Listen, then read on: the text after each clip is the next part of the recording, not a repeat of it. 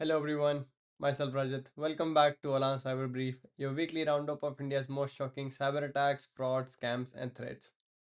अगर मैं आपको बोलूं कि एक वेडिंग इनवाइट एक्सेप्ट करने से या खोलने से आपका बैंक अकाउंट खाली हो सकता है तो, या फिर मैं आपको कहूं कि कोई आपके अकाउंट में गलती से पैसे भेजे और उस वजह से आपका बैंक अकाउंट फ्रीज हो जाए, क्या आप मानोगे?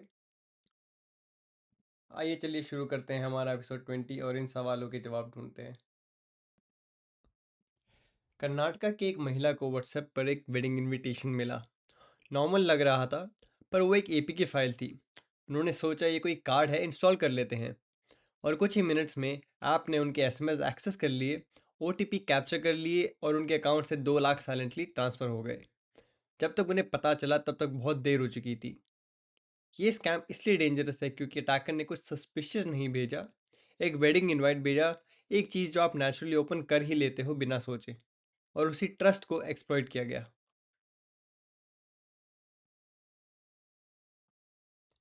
बेंगलुरु और कोई दूसरे स्टेट्स में ऐसा हो रहा है।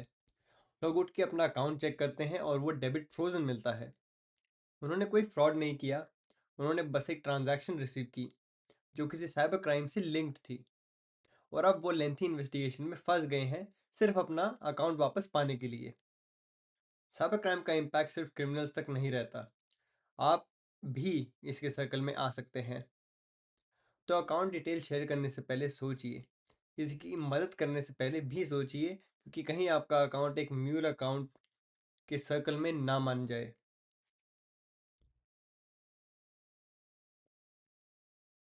तेलंगाना के इन्वेस्टिगेटर्स ने एक बड़ी चीज़ डिस्कवर की है। स्टेट में जो बड़े साइबर फ्रॉड केसेस हैं, उनमें से लगभग 70% की रूट्स कंबोडिया में हैं। वहाँ पूरी इंडस्ट्री चल रही है, fake call centre, scripted scams, illegal SIM cards, और कुछ केसेस में ट्रैफिक्ड इंडिविजुअल्स जो फोर्स किए जाते हैं दूसरों को स्कैम करने के लिए। ये तेलंगाना की प्रॉब्लम नहीं है, ये ग्लोबल सप्लाई चेन है जो इंडिया को स्पेसिफिकली टारगेट कर रहा है।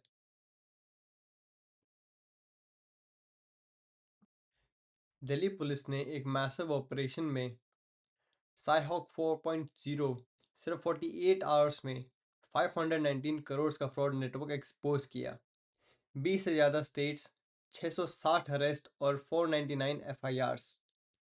Mule accounts, fake identities, coordinated multi state systems, ये सब एक केयरफुली प्लान एंटरप्राइज की तरह चल रहा था। ये क्रैकडाउन सिर्फ एक पुलिस ऑपरेशन नहीं है, ये प्रूफ है कि साइबर क्राइम अब कॉर्पोरेट स्ट्रक्चर फॉलो करता है, और रिस्पॉन्स भी वैसे ही ऑर्गेनाइज्ड होना चाहिए।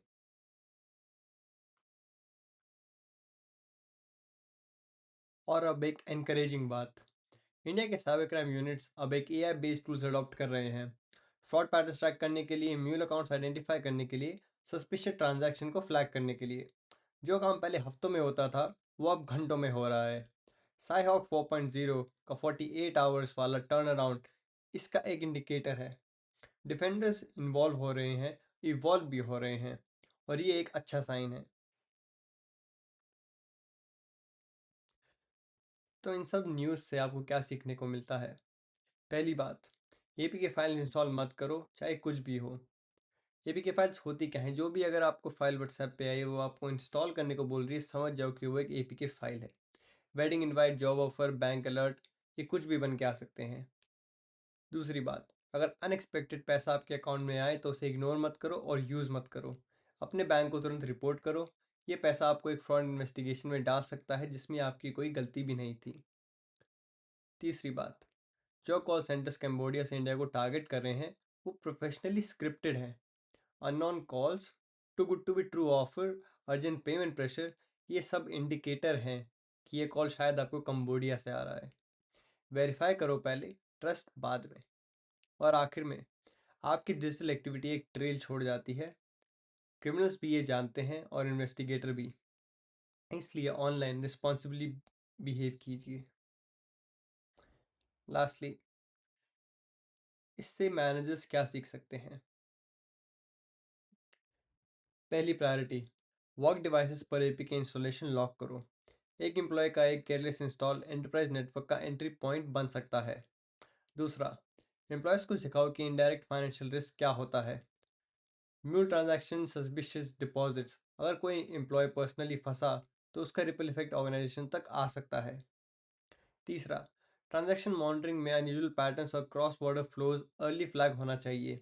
रिएक्टिव मत रहो, प्रोएक्टिव बनो।